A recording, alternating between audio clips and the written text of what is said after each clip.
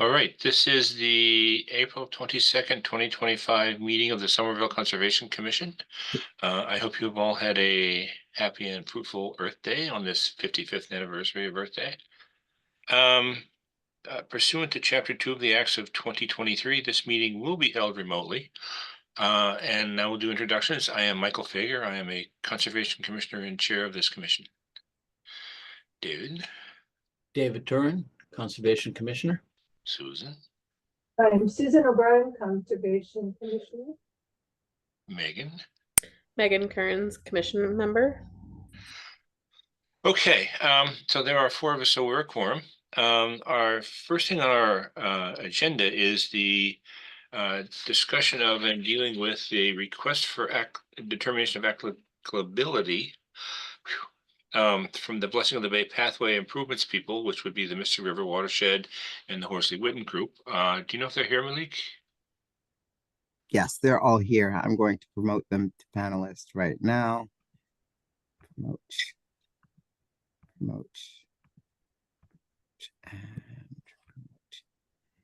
And anyone who wishes to speak may do so now. All right, Amy, since you are the consultant for the applicant, I guess we will let you start. Okay, thank you. Good evening. For the record, Amy Ball, Senior Ecologist with the Horsley Witten Group, on behalf of the Mystic River Watershed Association. I believe from the project team, Shelby Chapman-Hale is here from Offshoots, and Carl Alexander is here from Malden River Water. Sorry, wrong project. Who? Mystic River Watershed Association. I'm working on Malden today. And I believe Ellie Ishandi is here from Mass DCR. So I guess we should start with a little bit of background on why we're here again before you with the same project. We had presented this project to the commission on your March 25th public hearing as a request to amend the order of conditions that was issued last year for park improvements that involved the removal of invasive species and planting of native species in and around the buffer zone and the upper reaches of the riverfront area at the park.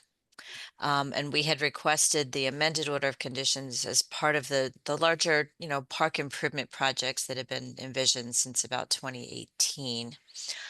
And in doing so, Mass DEP intervened and commented that they did not feel that it was appropriate for us to be filing this as an amended order of conditions, and instead suggested that we file this as an RDA. So one of the first things we would like to discuss with the commission is the letter that we submitted in conjunction with this RDA filing, which would be to withdraw the request to amend the order of conditions in light of having an RDA for the same project. And I think Chairman Fager, you were the only member of the commission I don't think was at the March 25th hearings. Yeah, I was out of the country. But I read your letter. I Okay. understand that the sole basis for this request is that you're outside the 25-foot area. Is that correct?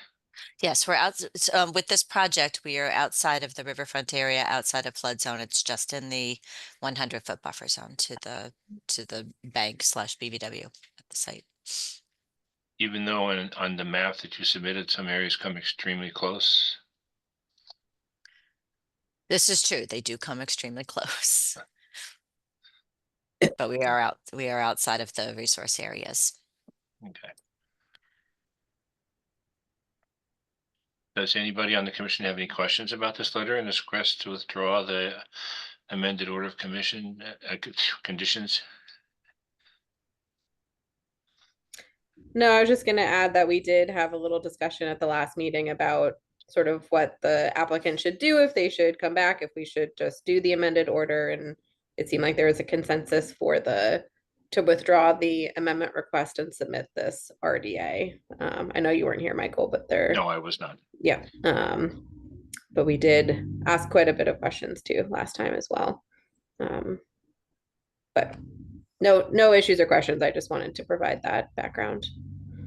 So just for my own information, was the commission comfortable with that request or satisfied with that request at the last meeting? Believe the consensus was we were satisfied with the amendment request being withdrawn and an RDA being submitted during this meeting. Okay.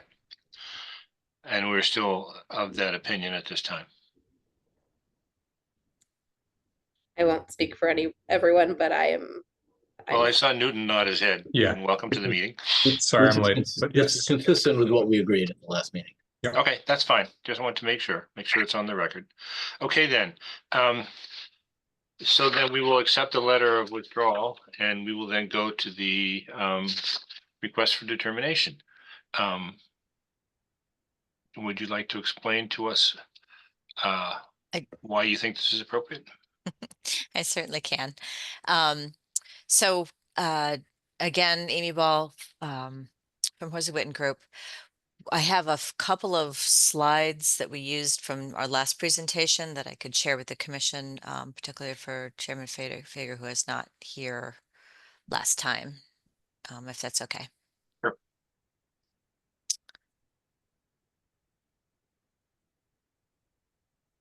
Make sure.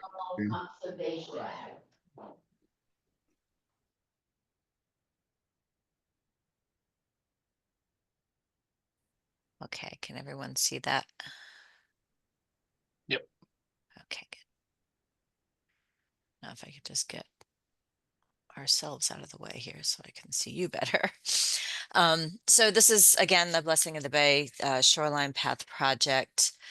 Shelby, I don't know whether you want to give a little bit of a background on where we are. That might be, since you've been involved with the project a little longer than I have been. Yes, sure. Do you want to go to the next slide, Amy? And I can use it to give a little overview. So I know, especially, I should introduce myself. I'm Shelby Chapman Hale with Offshoots. And we have been working with Mystic River Watershed Association, City of Somerville, and many stakeholders. And many of you are familiar with this project. But back in about 2018, there was a community-led process to develop a master plan for the Blessing of the Bay Park, which is on DCR land, with Shore Drive being on City of Somerville land. And through this process, a couple of key areas popped up. One is this eastern side of the park where there was open space and desire lines for people to move along the shoreline, as well as a desire to bring more ecological function into the park. A third sort of concurrent project that's going on right now is a review separately from this project is development of a greenway along Shore Drive. Only mentioning that to you guys, I mentioned it last time because we'll be coming back to you at some point to chat more about that project. But circled in red on this diagram is what we're here to chat about today with the shoreline. So if we go to the next slide. When we chatted with you all last summer, it was to talk about invasive species management along the shoreline, which has been going on since we spoke, and some plantings have occurred last year. If we go to the next slide. And actually, let's go to the third slide, because I do think just seeing those pictures is super helpful. So we spoke last year about invasive management along the shoreline, which is ongoing. As you all know, that is not just a one and done sort of process. So that has been happening and is continuing on with our team of horticultural installation folks at Offshoots.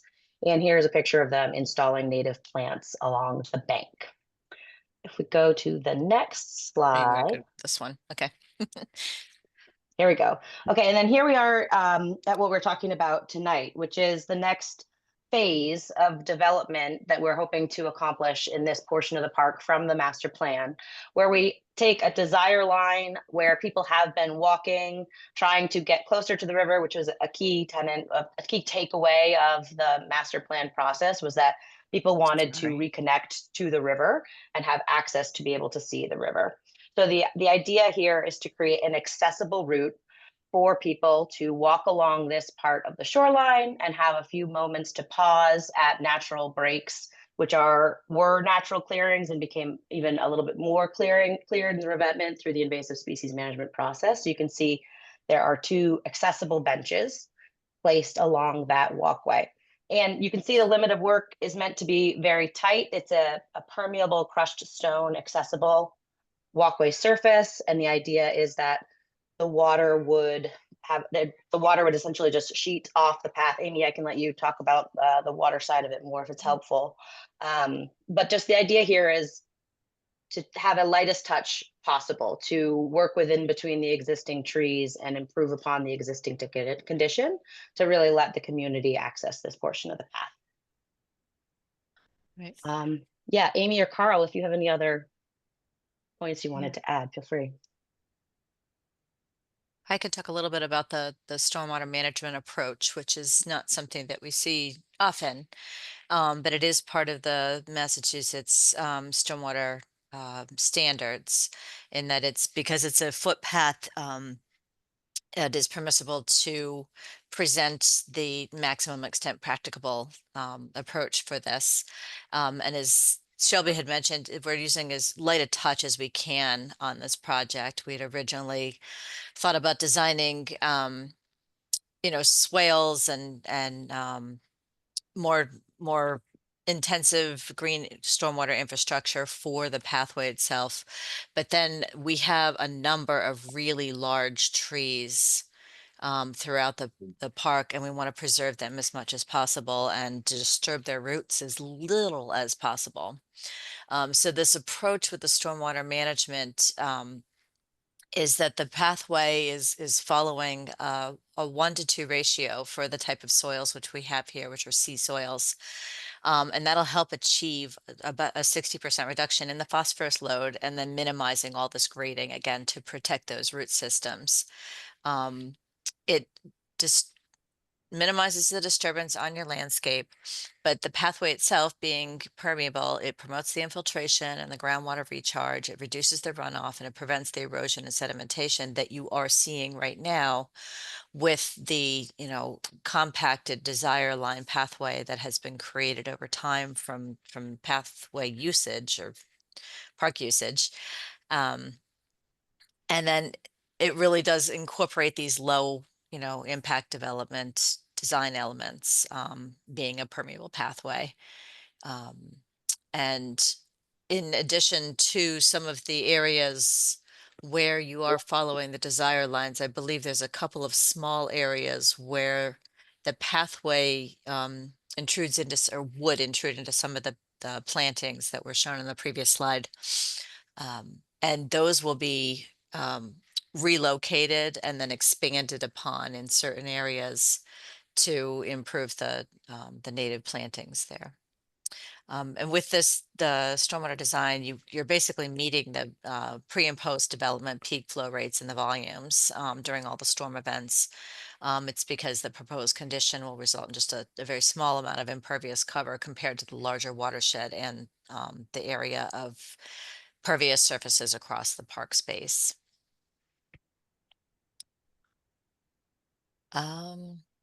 Not sure if there's any other question. Oh, there was one tiny little area, I think, that does not meet that 1-to-2 buffer, but it's in that area of, I have to zoom out now.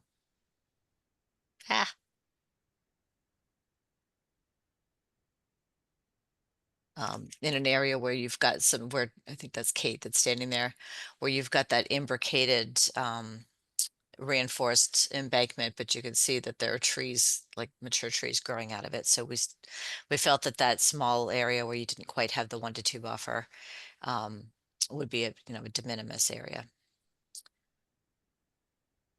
So I'm gonna turn that back over to anyone else who wants to add comments on this. These Well, are no, just before we walk away from the stormwater, I had a couple of questions just because I didn't understand. First off, it is my understanding that permeable surfaces like this require special maintenance to maintain their permeability. Who is going to be doing that? We have included an O&M plan for the pathway, and it falls into, I believe, the project owner. Is that Which right? would be DCR? Yes. Yes, and just to clarify, this pathway is intended to be a crushed trail surface aggregate, so something akin to a gravel path, not a porous pavement or a permeable sort of new technology permeable paving. Okay. And then why is there stormwater sheeting off of it if it's permeable?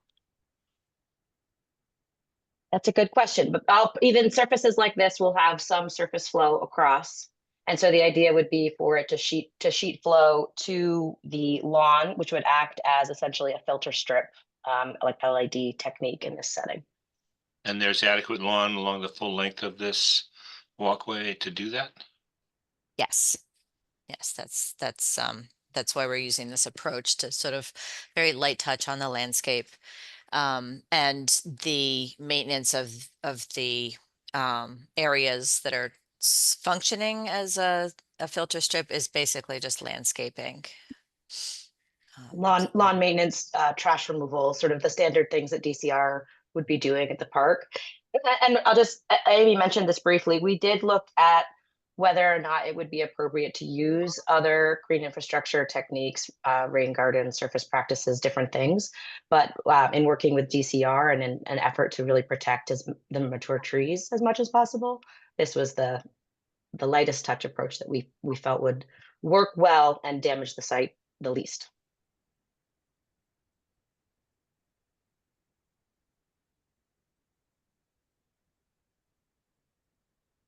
Do any other commissioners have any questions?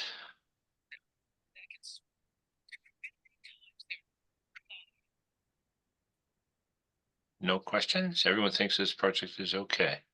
Well, we talked about it last time too, about the aggregate quite a bit. So, I'm sorry I missed it, but yeah, no, it's all right. Yeah, there was a discussion about whether the aggregate would move and what size storm that would take. And I was just thinking those things, but I figured that I would let them go by. What size storm would it take to move it? If it moves, I think, well, you guys can answer that question, but we talked about it and it was like, if it moves, we've got bigger problems. Okay. All I right. did have a quick question. I saw that part of the path is in Chapter 91 jurisdiction. I think I saw a brief discussion on it in the RDA. Are you guys submitting a minor mod to Chapter 91? Where are you at with that? Yes, we're in the middle of that. Okay. Ally knows that we have to get that done too. It would be, yeah, minor mod for Chapter 91 because there's at least one or two other licenses on the property itself. Okay, thanks.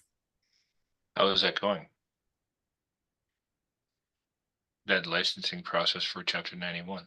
How's it going? It's a minor modification, so it's a letter submittal to Chapter 91, which we have not yet done, but we are working on it. Okay. It'll take about 30 days once they receive it. When do you expect this work to begin? Carl? Yeah, I can step in here and hi everyone. Thanks so much. Thanks Amy and Shelby for your awesome presentation and guidance this evening.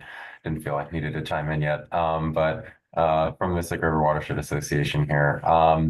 Our current timeline is to complete fundraising for the project prior to completing construction documents and bidding the project. Our current hope is for a fall implementation. So that's the current schedule as of right now. So late summer, early fall. Okay. Waiting on a couple grants, some private fundraising, but save that for another day. All right.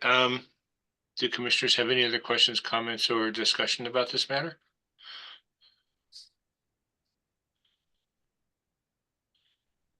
Do we then have? My one thing was that when I don't know how I think we can, I'm not exactly sure the mechanisms that we're going to be using, just don't remember. But one thing that I really wanted to add to any document that we produce is that when this, especially that aggregate is installed, that you have like an engineer that's familiar with the installation on site to make sure it's actually being installed properly. And the slopes are going to be maintained such that you don't get the movement that we talked about last time. So having somebody familiar with the product familiar with the engineering practices that go into installing it, and just make sure that got someone on site while the contractor is installing that knows what to look for as far as any sort of issues that may arise during installation. I would agree. All right, I have a couple of small criticisms I have to make about your actual application. As you know, I'm a retired attorney. As I was reading this document, there were a couple of citations to the regulations, and those citations are wrong. And it really bothers me when I'm reading a document and I go to a citation and it does not take me to where you quoted. For example, on your WPA Form 1 on page 2, you cite to 310 CMR 10.02 BF. The correct citation should be 10.02 B2F. So when I read the regulation, it had nothing to do with what you were talking about, and it was not the quote that you had in your document. The same thing happened in your narrative description on page 4. There you cited 310 CMR 905 1C, and your actual citation should have been CMR 905 3C.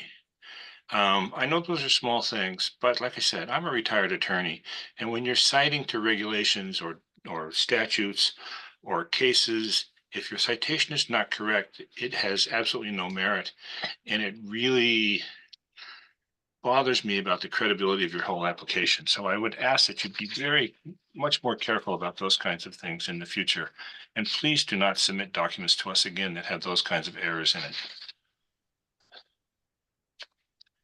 Understood. Okay, I guess that we should have vote on whether or not we wish to accept this determination of applicability, this RDA. So do we have a motion to that effect? I can make a motion. Do we have a second? I'll second it. Okay, we'll do a quick roll call. Kearns, Yes. O'Brien,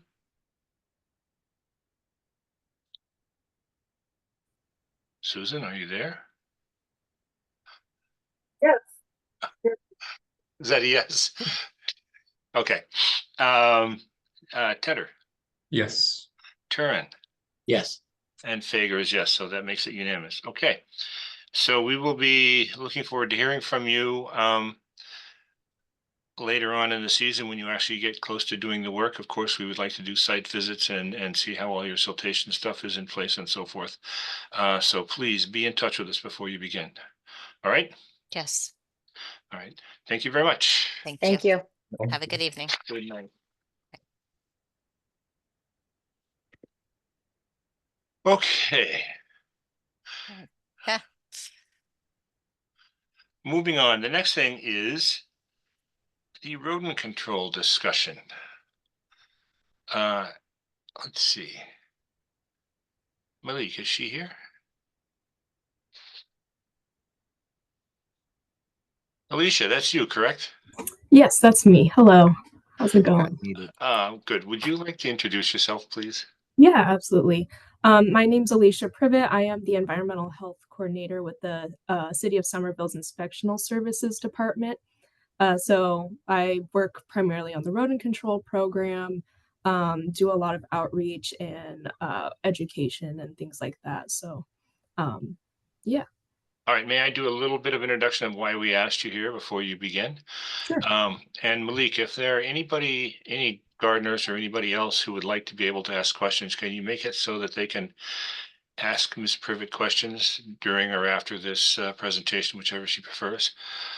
Absolutely. Okay, Alicia, the reason we asked you here is over the course of the years, as you know, the Conservation Commission manages the community garden program, and over the course of the years, we have received consistent complaints from the gardeners about rat issues around the gardens.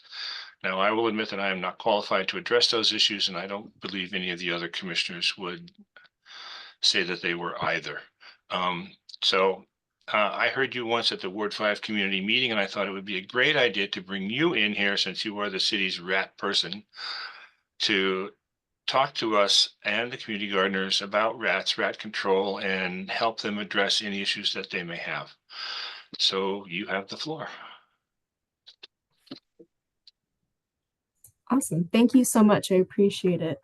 I have a educational presentation that I can give. This is what I usually give at we do like certain workshop events, so I usually do this presentation. I edit it a little bit so it's more appropriate for the demographic here, like gardeners and stuff. If you have any questions, we'll save the questions for the end. But again, my name's Alicia Privet. I'm the Environmental Health Coordinator with the Inspectional Services Department. I will also say that the Public Works Department also has a big stake in rodent control on public property. So I'll like touch on like what residents can do in terms of if they see a rodent or if they see an open trash barrel or a trash barrel that's been like skipped on accident or something like that, they should report it to the Public Works Department. But I'm also able to help with just the education part, and then like consulting with Public Works about any kind of mitigation that we can do in the community spaces. Also, thumbs up. Everyone can see my presentation, right? Okay, great. All right, sounds good. So just some general background. I'll try to move through this quickly, but what are rodents? We see rodents all the time, every day. We have mice, rats, squirrels. I've seen reports of groundhogs in Somerville as well, which is really cool. Possums are mistaken for rodents. They're not technically rodents, but some people think they are, or they resemble rats. But that's a separate thing. Very many characteristics of rodents. But the main ones are they're highly social, they rely primarily on smells and scents for communication, and they are generally burrowing creatures with high birthing rates. The rodent we see a lot in Somerville is the Norway rat, or also known as the brown rat. So they are roughly 6 to 8 inches long. Sometimes they look a little bigger because they puff up when they're scared or threatened. And they can live around 2 to 4 years. In the wild, this can be generally a little bit shorter, like 1.5 years, just because of predators and cars and humans, things like that. But they are nocturnal.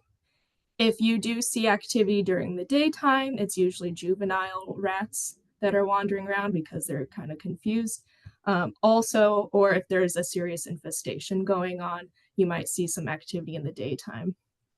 Their litters average around 8 pups, and their gestation period is also around 24 days. So with that short gestation period and the average litter size being so big, you can see why they breed so quickly. And we have such a big problem because they just breed a lot and they can do it relatively fast. So why are rats concerning? A big part is property damage. Rats are one of the leading causes of fires because they can chew through wires and porches, wires through cars and stuff as well. They can carry diseases that can be transmitted to humans. In the past, they have been associated with the plague, as we know. But they actually weren't the ones carrying the plague. It was the fleas that were on the rats that were carrying the plague and transmitting that to humans. So there is some stigma around it still, but rats can still transmit diseases, usually through their urine and droppings. And this also contaminates surfaces and food. That's the most common way people would get affected. And then also there's a mental health aspect of it. With any pests, really, if we know there's pests around, there is just this constant nagging feeling that you feel like unsafe or concerned about your health and safety.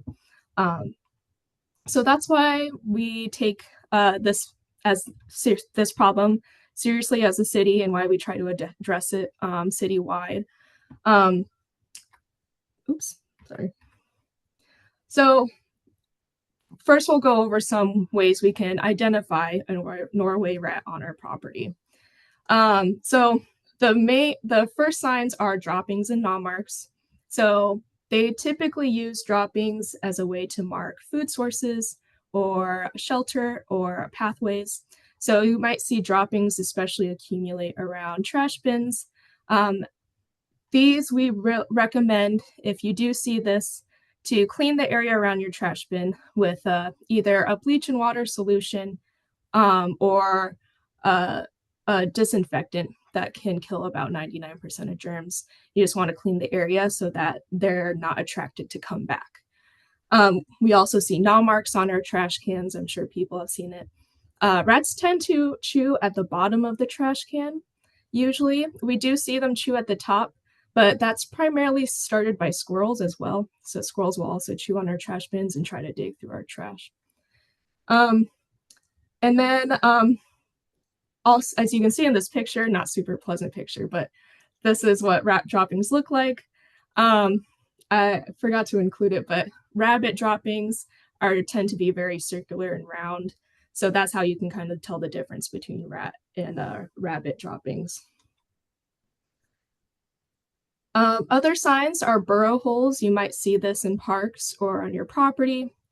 Rats like to burrow in places that are hard to find for their predators. So typically be in shaded areas, either covered by vegetation and things, low-lying vegetation, things like that.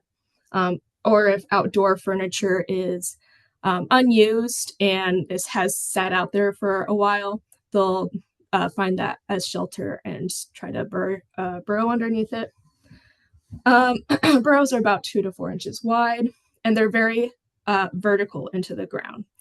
Rabbits also burrow, but their dens are more horizontal into the ground and tend to be more out in the open as compared to rat burrows. They're more hidden and they dig vertically. There's also at least 2 entrances to rat burrows. One is like a main entrance and another one's like an emergency exit, basically, which is very interesting. They're very smart creatures. So this is a diagram example of how that would look like. So you got your main entrance. They tend to burrow about 12 inches into the ground. And then you can see there's like clutter at top that might hide an escape route or escape hole. So that's how you can identify roan burrows on the property or in your garden. This is a picture of an example. You see a lot of this lush vegetation around. Some fresh dirt in the front. That's also how you can tell they'll kick up dirt in front of their burrow in like a fan shape. And that's how you'll also know it's still active. Sometimes rats will leave their burrows due to like threat or something like that. So it's just always important to make sure we're filling these when we see them and disturb them because rats are habitual creatures and they don't like anything new in their environment. So if we continue to disturb any burrows, they'll want to move on to somewhere else. This is another example picture I took. Again, a lot of vegetation. I took this in the winter time, so it's a little less heavily dense vegetation, but you see this hole over here. And then if I expanded the picture out, there's another one just north of this spot right there. And along a big wall right here as well. This isn't underground rat burrow, but rats will use twigs and trash for their nests inside their den. So this is above ground. Sometimes that happens when we also don't pick up our yard waste and things like that. So they'll nest in all this like twigs and leftover branches and stuff like that. And then the last sign of Norway rats are runways. So runways may extend over several properties. Again, they like to hide from their predators, so it will be usually along a fence line. They also like to hide underneath the porches, and it generally looks like tamped down grass, tamped down like dirt paths, just really worn long paths. Rats always also have sebum on their fur, which is like oil. Like if we don't wash our face for a few days, our skin gets oily. That's sebum. So rats also have that. And they use it to mark up like the bottom of walls, or you can kind of see if they chew through the lattice of underneath your porch. Sometimes you'll see a dirt mark around that hole, and that's the sebum, and they use that to mark their pathway because they are actually also nearsighted creatures, so they can't see it very far. So that's why they rely on sense a lot as well. So here's an example. We got the tamped down grass, got a big wall. We want to make sure we're cutting down grass as well so that it reduces the hiding space. Rats will also, with their whiskers, feel their way along their paths. So when we cut down the grass, it kind of helps prevent them from doing that. This is another example, a picture I took. You can see how it goes from the burrow, and you got these like nice distinct pathways going towards a wall over here and food sources.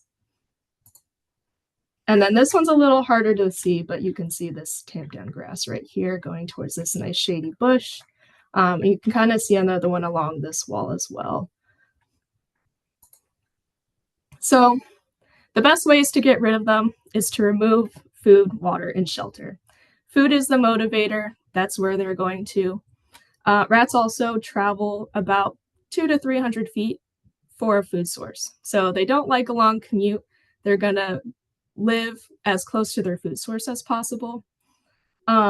So when we identify a food source and then we identify a burrow system that's relatively close by, we can try to target that colony in that area. Bird seeds are also a food source for rats, so we try to recommend people do not feed birds. And soiled recycling, just make sure your recycling bin's really clean and we're not throwing away cardboard that's like soaked up food, liquids. They also are motivated by water. They only need about an ounce of water a day to survive. So removing standing water, leaky faucets, things like that is helpful as well. That's not usually as big of an issue as I've found, but it's just a good reminder for people. And then the shelter and burrowing and clutter, we want to make sure that we're keeping our spaces clean to prevent hiding spaces and all that.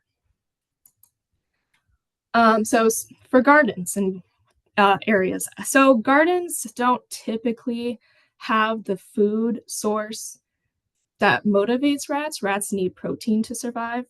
That being said, I do know they like the tomatoes and they'll eat corn and stuff like that. So some tips for that I'll get into, but usually when we find rats in gardens, it's often for shelter. And so we recommend using raised garden beds and potted in pots for our plants. The best way to use a raised garden bed is to line it with hardwood cloth, especially at the base of the garden bed to help prevent that burrowing because the rats burrow 12 feet into the ground. So when you have stainless steel hardware cloth, and it will stop them from digging in there. And I'll show you an example of that in a second. Again, removing yard waste, clutter, any unused lawn furniture, and filling burrows with dirt. Cat litter is also a good option. It collapses back down, so when the rats try to redig into a burrow, the cat litter will just keep falling in the hole, and then the rat will just move on somewhere else and get discouraged. Same with collapsible pea stone.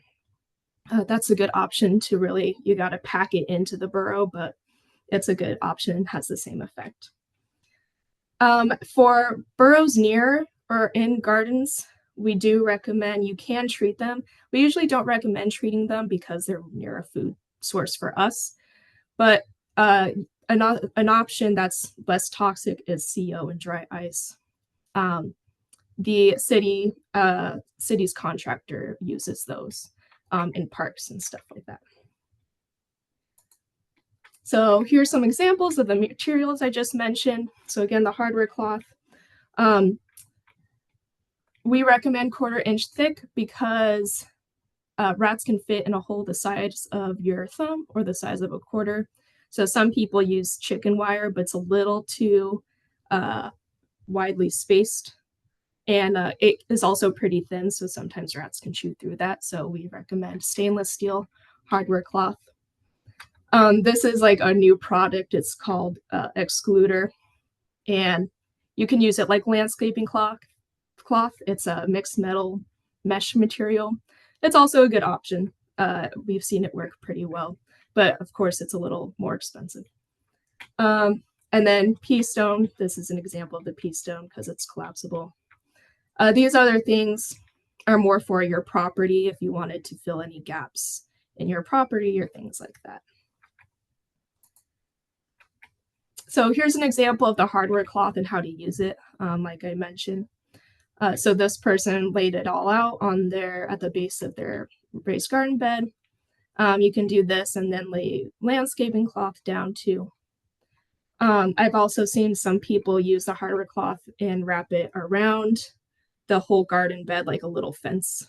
That works great too, so extra work, but keeps not just rats out, but bunnies and squirrels out as well. And then composting.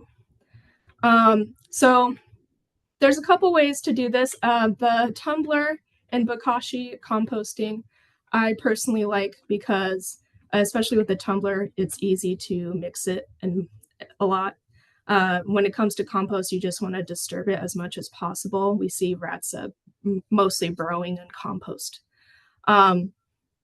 So mixing it, disturbing it a lot, making sure we're burrowing the fresh food scraps to the bottom of the compost pile as much as possible. Bokashi's nice because you can do it indoors, so the smells don't really attract rodents. And then these bin systems, I've seen them in the community gardens. Same thing as the raised garden beds, lining them with hardware cloth. Just like the whole thing is what's going to be best for those. And then, of course, curbside pickup compost is really great. We've seen that help cities like Cambridge who do citywide composting. It keeps the rats from digging into our residential barrels. So that's compost. So that's all kind of the gardening aspects. Securing food, make sure we pick up after pets. Rats also are pet droppings have enough protein for rats, so rats are attracted to like dog droppings, things like that. Making sure we're not feeding animals.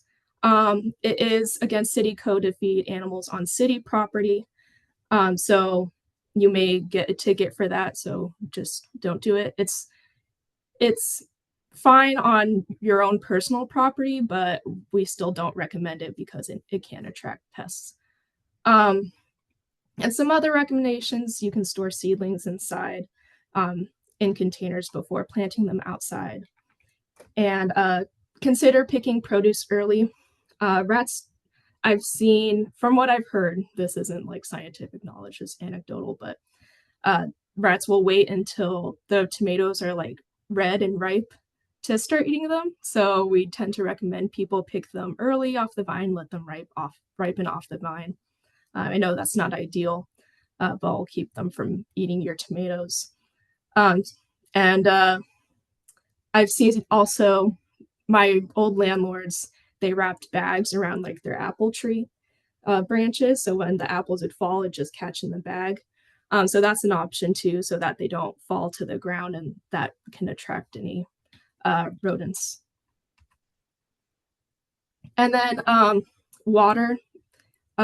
This is new for me. I've learned about the rain collection barrels, which I'm really interested in, and I'm trying to convince my landlords to let me do that. But just making sure, again, we're watching for any leaks, making sure it's tightly sealed. But we generally don't have too many issues about that. People are pretty good about that. Limiting bird baths or just making sure they're elevated. And using compost or shredded leaves in your garden as a good way of improving drainage in the garden. And then these are some examples I've just seen around the city. Our behavior affects rodent behavior. So making sure we're keeping, we're not overfilling our trash barrels. We're not leaving our doggy bags out, and we're just generally picking up after ourselves. And if you do see overflowing dumpsters in the area, you can report that to 311. And in terms of our community gardens, where I've seen the most activity is because there's an open trash barrel near the garden or there's a dumpster near the garden. And it's kind of just inviting the rodents and the rats over to our gardens, unfortunately. So securing our gardens for shelter, and then you can contact me or 311 about dumpsters near a garden, and I can work with whoever's owning that dumpster to make sure they're doing the best practices, potentially moving it somewhere else, things like that. So yeah, here's the contact information we have. We have our residential program. It's a free pest control program for 2 months. If you're interested in that, you can contact me or contact 311 for more information. And please do report rodent sightings to 311. We use this as data, so this helps inform our programming and all that kind of stuff as well. Cool. Are there any questions?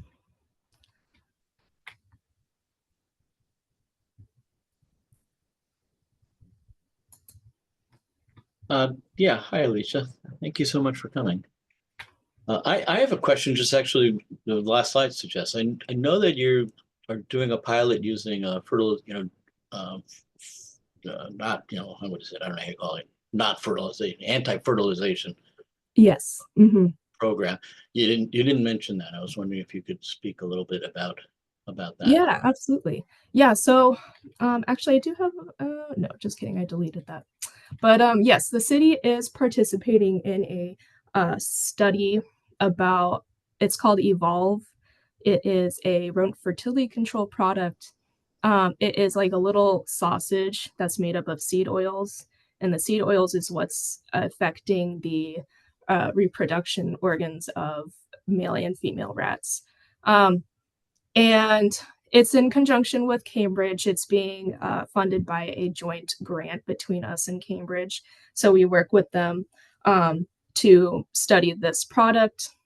So that can limit our distribution of it a little bit, because we're trying to find sites that are comparable. But we've been testing it at Somerville High School since August. And the rats are really eating it up. They really love it. We're going to start diving into the data in June. So we haven't really determined whether it is actually effective in stopping reproduction.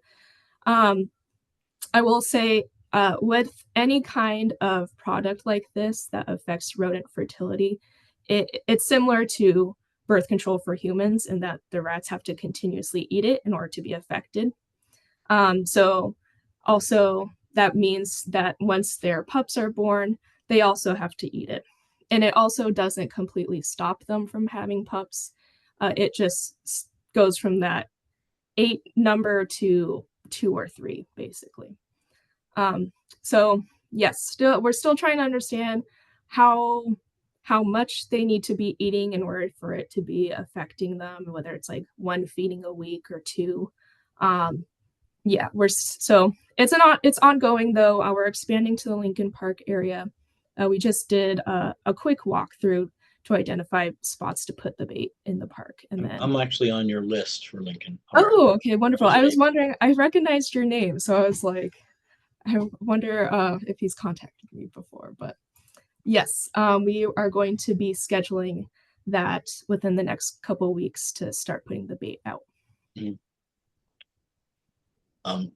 Related to that, because this came up in, I don't remember the context. We were talking about this in another meeting, and I know Lincoln Park used to have these, I don't know, some sort of electronic kill boxes. I'm not sure, not entirely sure what they were, how they worked, but they basically look like old PCs, that were like stuck into some of the trees. As far as I'm aware, they are all gone, but when I went to the city's website, it makes it look like the program is still ongoing. And I wasn't sure if it Yeah. is and whether you could report on that. Yeah. Yeah, absolutely. So what you're speaking about is the Smart Box program. These boxes are, like you said, electric traps. For those who don't know, they zap the rats, that's how they kill them. We have tested them out in different areas throughout the last few years, but we are still using them. But we found that they're not registering as many captures in residential places and parks. I'm not sure why exactly that is. It might just be because there's just so much space, or there's not a ton of food sources in parks, but we found them to be more effective in commercial spaces where there's a lot of dumpsters and there's just a high volume of activity.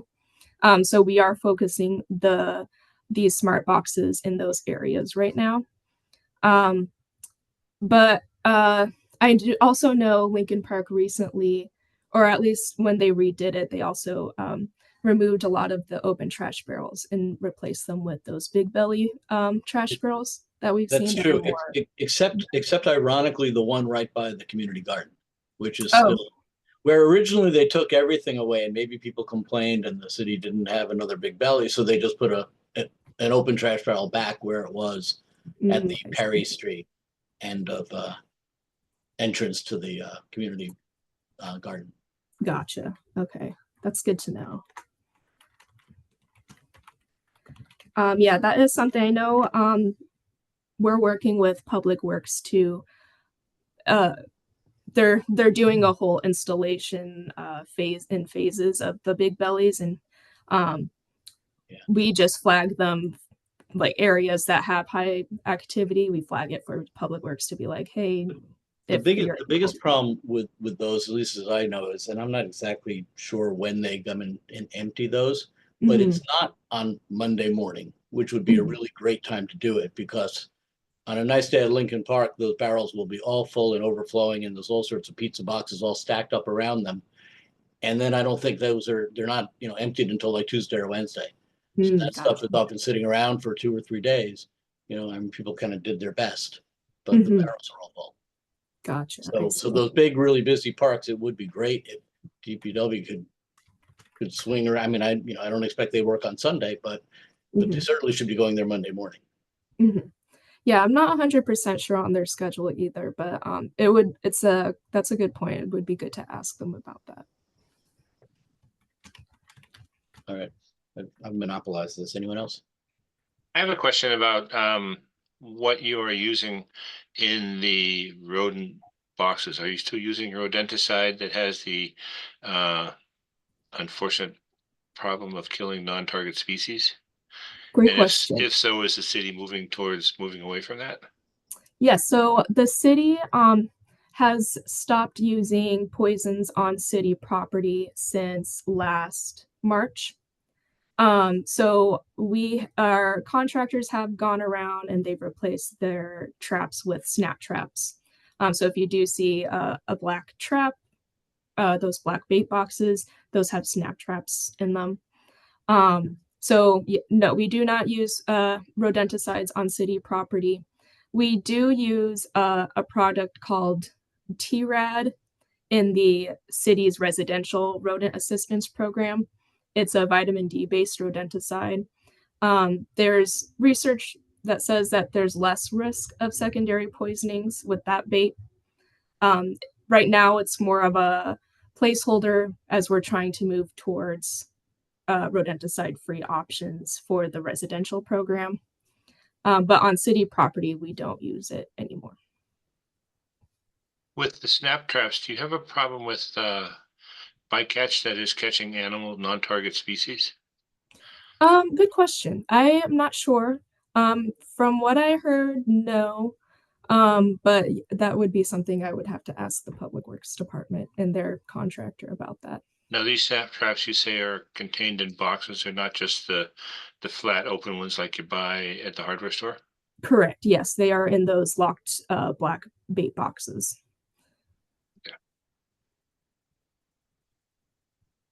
Does anyone else have any questions? Did you just see the comment in the chat from Cindy Seltzer saying that community park, the Glen Park Community Garden needs regular trash pickup? Oh yes, I can add that to my notes. Yep. I was about to list through all the comments just now, but Cindy Seltzer also have her hand raised, so I could allow her to speak if the time is appropriate. Yeah, absolutely. Cindy? Oh, or whoever had their hand raised, because there's 3 Cindy Seltzers here. A lot of cities. This is the real Cindy. I forwarded the link to people because I couldn't find it on the website. So we're all Cindy today. All righty. Sorry.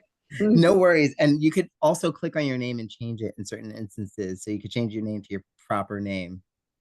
I believe. Sometimes you do it upon entry, but if you click on it, you could actually change your name. So I digress. Please continue.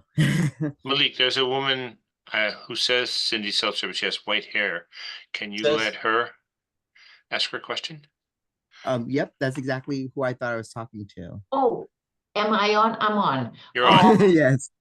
I don't know how Cindy's name came on my little video, but my question was actually Michael's question about those rodenticides, and I'm wondering, is it possible to prohibit its use in the entire city? I mean, I hear you that the city is not using it, but could its use be eliminated in the city in general? Yeah, great question. So we are looking into it. It has some legal problems basically, and what we've spoken to other cities who have also looked into that, like Arlington, and basically you have to submit a home rule petition in order to stop the use or prohibit the use on city property. So that would have to go through the mayor's office and things like that. It's just like it would be a long process basically in order to do it. But it's not something that we've definitely considered it and are looking into how it would work. Thank you.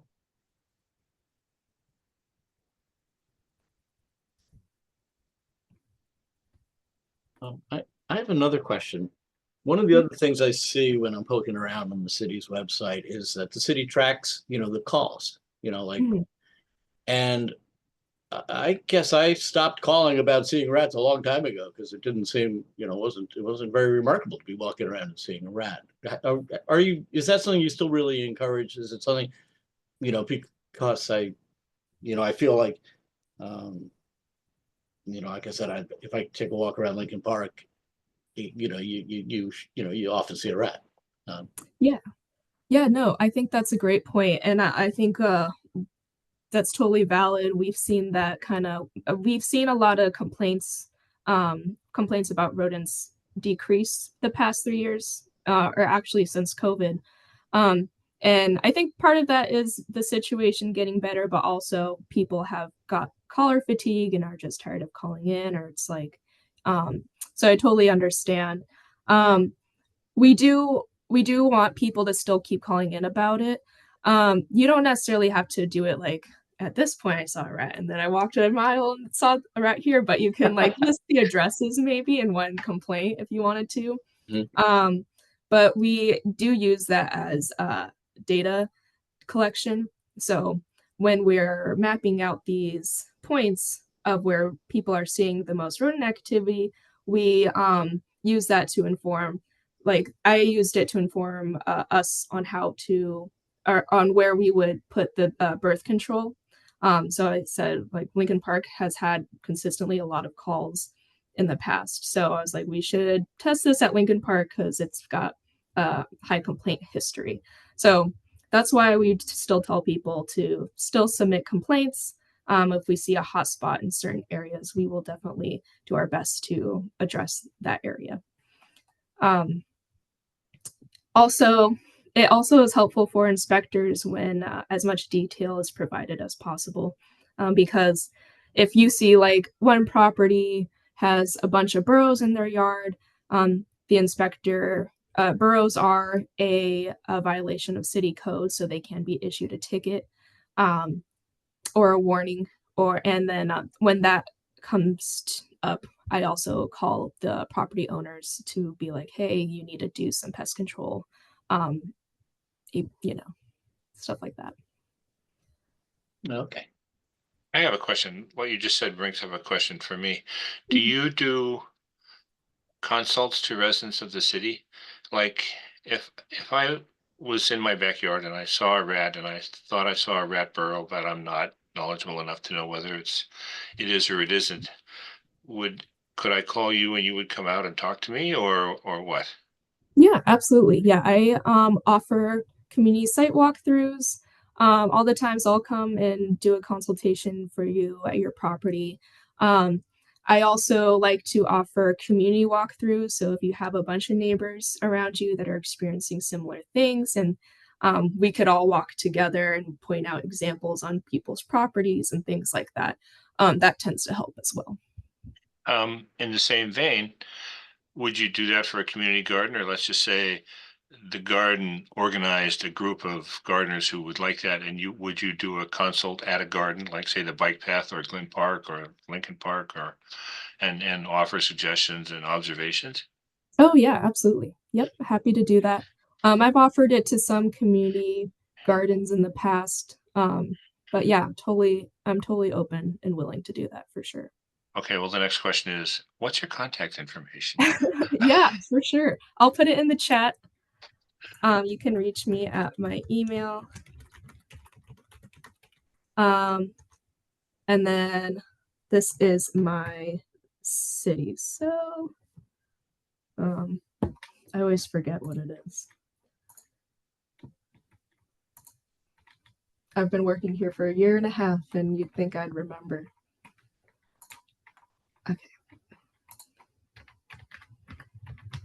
Okay, and then this is my city cell. You can also give me a call at that number.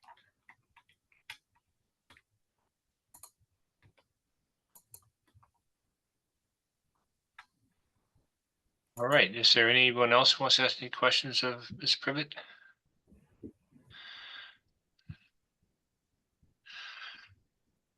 Okay, well, I would like to thank you very much for coming. I think this has been really helpful and really informative.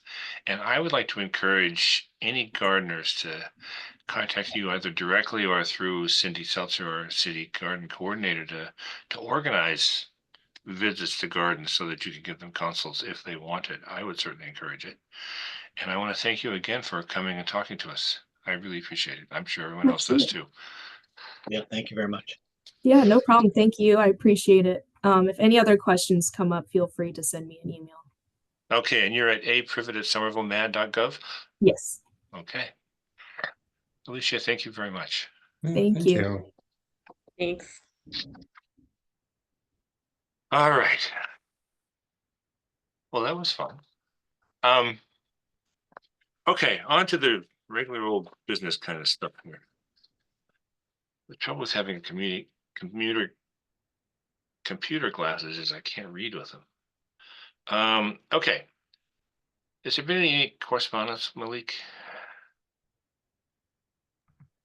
Oh, could you say that again? Has there been any correspondence? Yes, Richard Jabba did reach out from Fort Point Associates in regards to the some borings, and he inquired whether it would require a filing or not. And then I was supposed to look into conditions to see if there were any conditions that would relate to that project Those that was, borings are for the bridge or for draw 7? I believe the bridge, let me see the email. Didn't we issue an order of conditions on the bridge? Yes, that was years ago, though. So Well, I was I'm gonna not- say, how many years ago was it? Is it still valid or do they need to Hmm, reapply? good Do we issue question. an order of condition on the bridge? This is like you mean draw 7 up from the casino over to draw 7?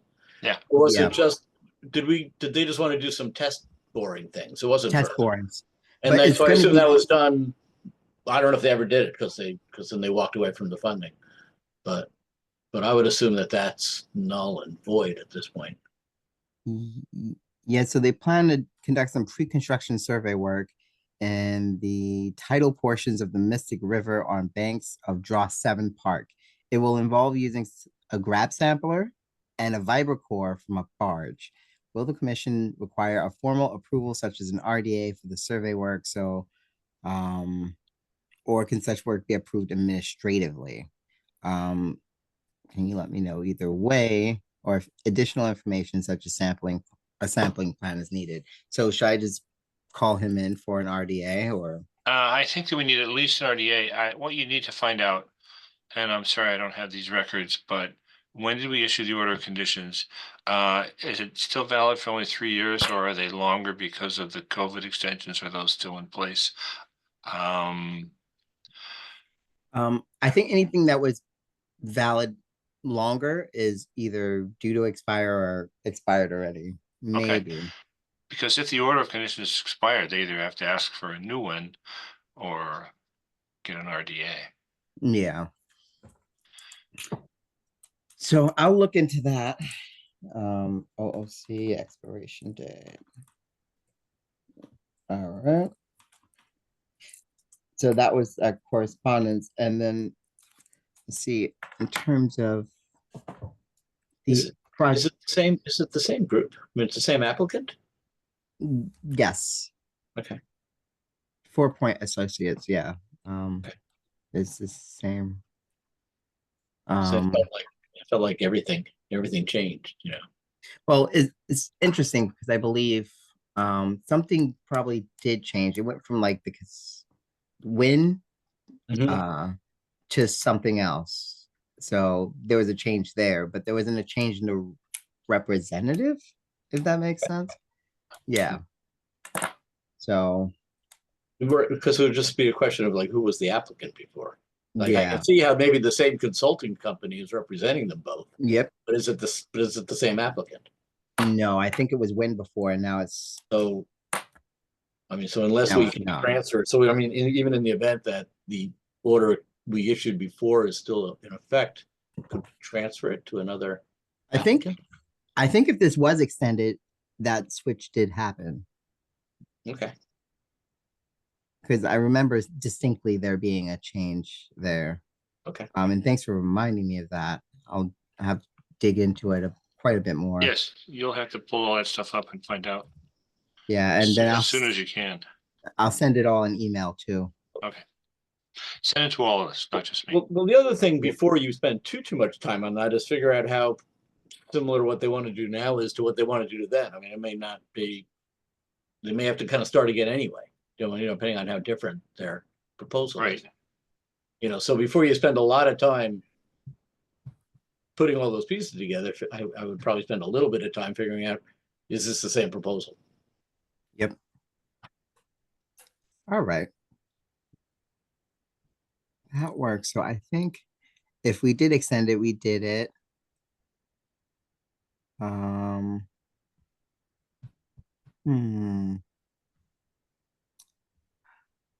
had to be 2023. Yeah. So they're current if it's a 3-year deal. But they're running out of time. So yeah, I'll get you all of that. Yeah, can you firm up those dates for us too as well? Yep. Okay. Any other kind of correspondence we need to know about? Let's see. Nothing I could think of at the moment, but going back to the RDA that we just approved, we need to determine the determination, like exactly what the determination is going to be. Well, they already have an order of conditions, correct? Yep. So we have, I guess basically what we have determined is that this additional project or part of the project is not within the 25-foot resource area that is delineated in Somerville in the regulations. So they basically can go ahead with it as long as they comply with proper, erosion controls and all of that kind of stuff. All right. So let's see. And we didn't slap any conditions on them, or would we slap the conditions on based on the aggregate product being having the installation overseen and yeah. Well, I'm going to ask the commission this question. I know what I think, but I would have to do research.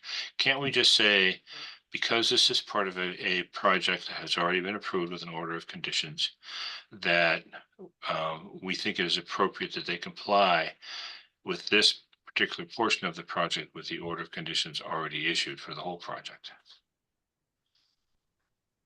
That Well, does, ironically, that's kind of what got us into Yeah. this. Yeah, I So don't with DEP telling them they shouldn't and couldn't do that. Yeah. That's why they originally applied for a modification. So- I thought it was that they didn't need a new order of conditions, that they could live with the old one. No, it was kind of the opposite. Yeah. In fact, curiously, DEP seemed to say either they should apply for a new order of conditions, or they don't need it at all. The option they didn't like was modifying the existing one. Yeah, it was very odd. And I don't know why they even And we were weighing in on this project. It was very strange. but we decided none of us had quite the energy to buck DEP. Yeah. So given those two choices, we went with the RDA over nothing at all. Yeah, we really wanted to do your choice, Michael, Yes, which was like that's right. We would have been fine modifying. so we could put conditions on an RDA. I believe Can we just say mhm. the conditions that we were putting on this RDA are the conditions that were in the originally order of conditions?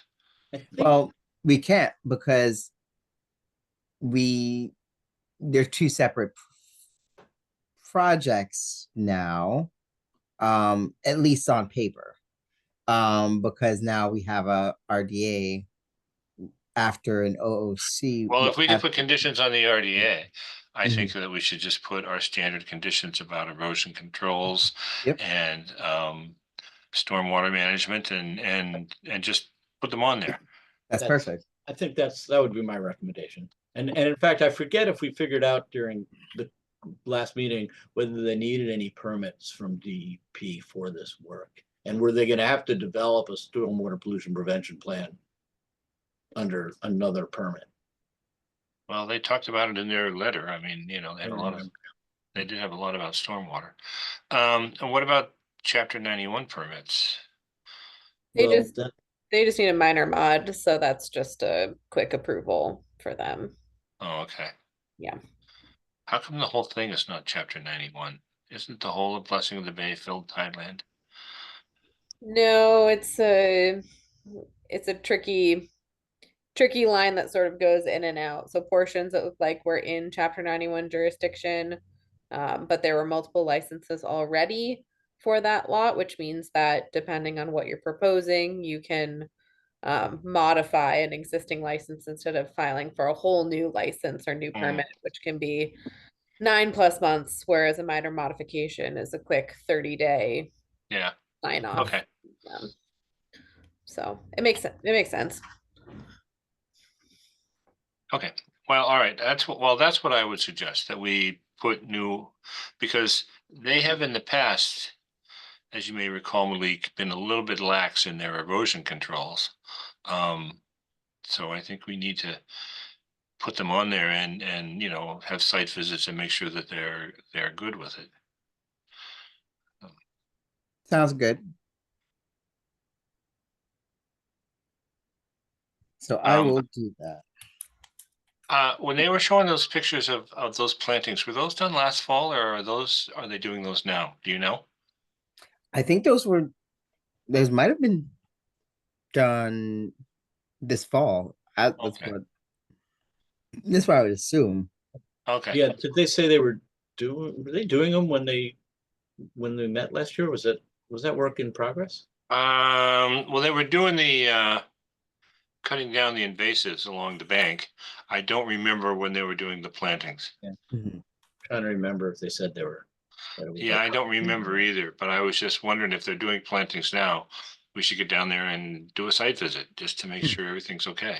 Oh, want me to schedule one? Yes, All right, that would let's be a see. good thing. It did seem like some of them were established because they talked about having to move them to accommodate the path. Yeah. Did we include any conditions about like monitoring reports for the plantings that need to be sent to the commission? Weren't they supposed to do that for their pollinator garden? I believe they were. I don't know about the other plantings. But when you're pull up their order of conditions, Malik, you can check that out. All right. And do we need to sign this RDA? Yes. Okay, as you know, the new practice is that when you bring it to my front porch, it will include the entire document with all of the orders Yep. of condition and so forth attached. Yeah, that was only an emergency situation. All right. We also talked about whether we might be able to sign them electronically. Ah, yes, we did. We had a nice chat with Louisa about that on Saturday. Yeah, that was a bad. Yeah, she wasn't the right person, I don't think, to talk to. Well, the trouble is she's the boss of this department. That's why I was talking to her. Yeah, well, as far as she was concerned, we could do it. Yeah. But I don't think, and I guess, well, again, I guess if she says we can do it, maybe you're right. I guess I would have tried to ask someone that may had a little more of a clue about what it meant to. The technical ability and so Yeah, forth. to certify a signature. Oh, right. Well, maybe we should, but I do know other conservation commissions that do it. So it's not a thing that the state has a problem with. Right. And I don't know how they do it, but. So Malik, would we need to meet with the solicitor's office to find out if in fact there's anything we need to do to be able to certify all of the commissioners' signatures so that these would then be legal documents? Yeah, it's interesting because I thought that, what was it? I thought that I had this conversation with Alicia a couple years ago when COVID hit, and they said that it works in certain areas, but I'm not sure if it's Middlesex or South Middlesex.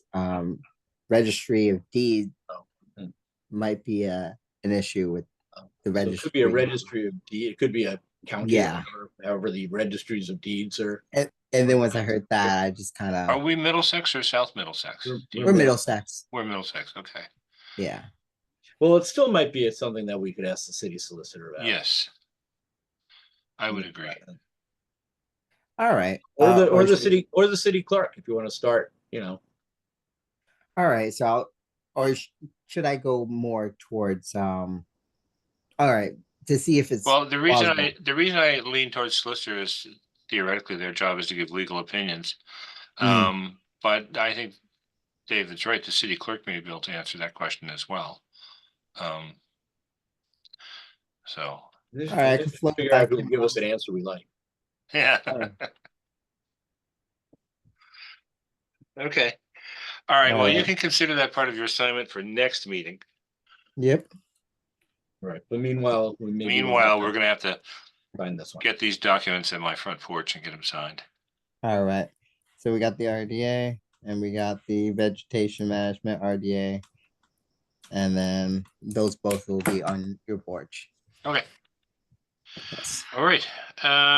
Task reports.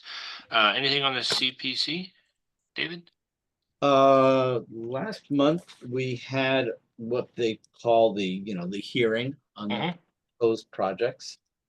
And let me actually, is it the proposed projects or it's kind of more the, it's actually more like, here's the sort of work we do for, hearing. Mhm. I'm trying to find my notes. I don't, so I don't think there's anything super duper specific. So they didn't come in and say, we want to fix our roof because we're a historic nonprofit or anything like that? No, there was a project that came to us because, they lost because their ARPA money was being, phased out and they didn't get the work done that I think they were going to do with I don't know. I'm a little vague on my recollection of it, but I know that they came to us for money because it's something to do with having failed to use the ARPA money in time or something. Yeah. And I'm trying to think if there are any other really interesting things. City Hall rehab is underway using CPA money. A bunch of, mostly of course the open space and recreation money is going to parks and park planning, so that's nothing Yeah. They have a bunch of Yeah. those. Okay. You had asked 2 meetings ago and you weren't here when I had the answer last meeting about the open space acquisition fund. Right. There's about $800,000 in that.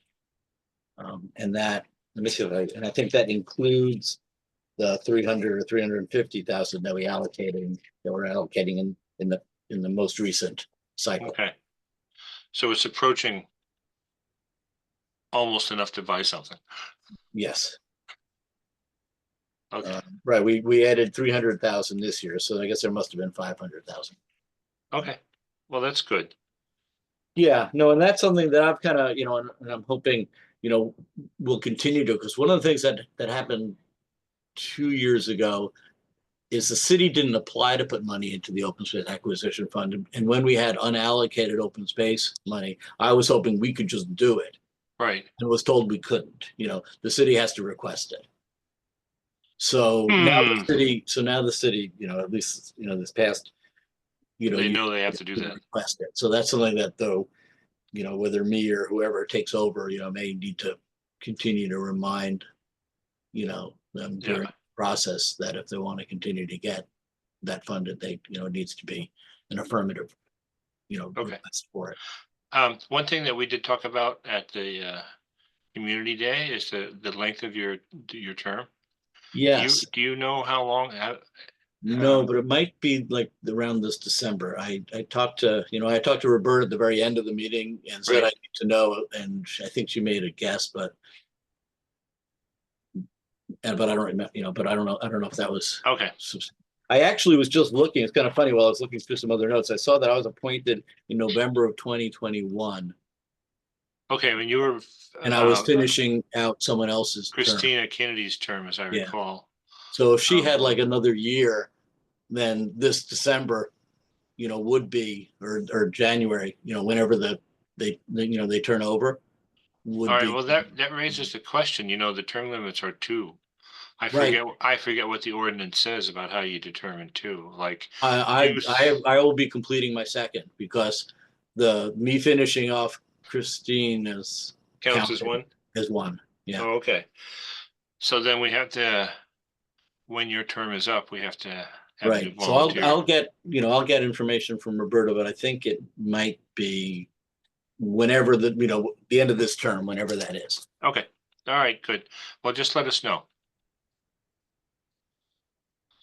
All right then. Do we need a community garden subcommittee updates, or was the RAD meeting enough? I think the RAD meeting was enough. Okay, I'll go with that. Is there anything we need to know about the ongoing project spreadsheet, Malik?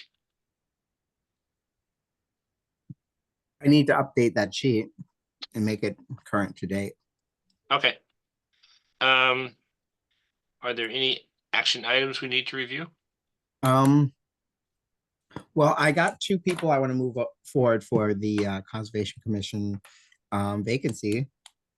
Good. Do you take them to the mayor's office? What do you do? We meet up with the AAC, me and you. We'll be conducting interviews. And then after that, we put probably 2 up for nomination? Yep. And Okay. then that's So it. do you have So more we than might two? have we have more than 2 now. We have 4. Wow. But the other 2 are not qualified in terms of what we require of the position, in terms of wetlands experience and yeah. So All right. Well, so we then, might have to interview all 4 and then put the 2 up. all right, well, I'm happy to do that. Just, you can call me offline and we can schedule all that stuff. Excellent. And then another thing would be our old topic of discussion, which was the board chair position. Oh, the chair position. Yes, I think that I was told by my wife that I should set a date certain, that I will stop being the chair, so that then the rest of the commission will have to decide how they You could- want to You handle could that. become a sofa. A what? Sofa. A sultan? Never mind. Huh. Another piece of furniture. Oh, yeah, I could do that. So I was thinking, maybe July 1st.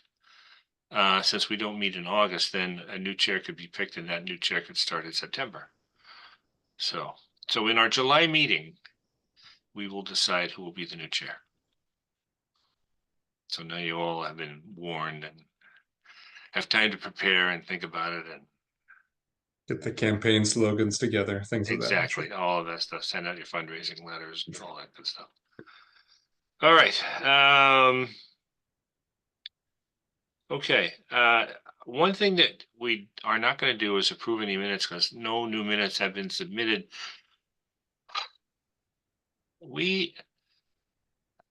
I believe that we as a commission need to address this and make it a real issue and start doing real minutes. They're supposed to be posted and we have been negligent in that, and I guess that's my fault as chair.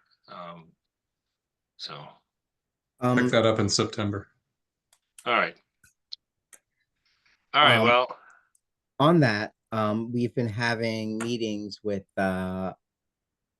one of the city clerk's office personnel, and they were just hammering down how to do OML postings, open meeting law postings, and really go down how to post minutes and do everything and the whole process. So that is definitely pending. So Okay. How does the CPC generate their minutes? Do you know, Malik? Because they have minutes. They have minutes every next meeting for the meeting before. yeah, I'm guessing Roberta's a machine. Roberta's machine. Or she is a machine. Yes. Okay. What about the forestry committee? Yeah, but it's definitely not just a. Oh, the definitely Urban not just a Forestry Committee transcript. does it too. The Urban Forestry Committee rotates their minutes, and they have 11 people. Oh, and they actually get it done, huh? Oh yeah. They have better volunteers. I guess that's it. I wouldn't say that. I wouldn't. Yeah, I wouldn't discount any of your expertise. It is invaluable. All right. Do we know? Well, okay. Do we know, like, so this is being obviously recorded and transcribed, but there is at the top of the screen, there's this little flashing guy that says AI companion is on. Yeah, And I don't understand what so- that is. So most of the time when that is on in different platforms, that actually creates an outline for you It does. in real time. Yes. Does? It does. So Zoom has been doing that a little bit. But I haven't gone through it. So I need to make sure it actually works. Wait, let me get this into my Luddite brain here. Up in the upper left-hand corner, there's a green thing that looks like a check mark, a little flashing star, and then a red dot. The little Flashing star is the AI thing? Yeah. So basically what it's doing is it's going to take the transcription of the meeting and is going to use artificial intelligence to make an outline based on what was talked about. And it breaks it into chapters. Sometimes it works and sometimes it doesn't. So basically I guess it could be a starting point. So I was if gonna I say, could, so is that transcript literally like, could you print it out and email it to us tomorrow or next week, whenever it's ready? sure. Usually I only give the recording link and I could also give the whole transcription, but that turns into 70 pages in Microsoft Word, and I don't think anyone wants to deal with that. It's So really if I could, 70 pages? Well, we want the outline that We want the AI is outline, creating. yeah. yeah, if you get the chapter outline, I'm going to just send that to you. If I haven't tried to download it, I'm just thinking that it sounds like to me, a solution.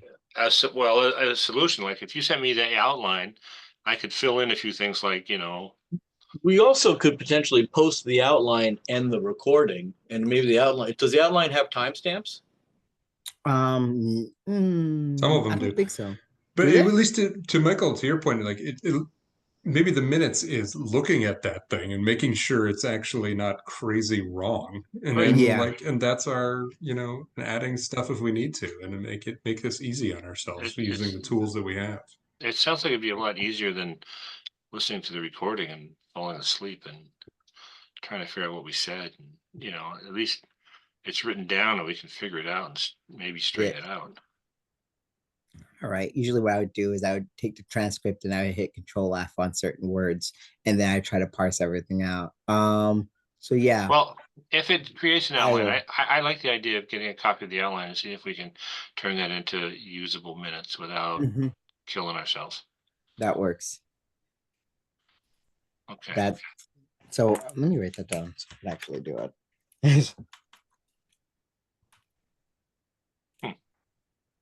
This discussion will also be in the outline. It's gonna be its own little chapter. Well, that's okay. I mean, this is all part of our meeting, so Yep. maybe it's an AI that I can actually use.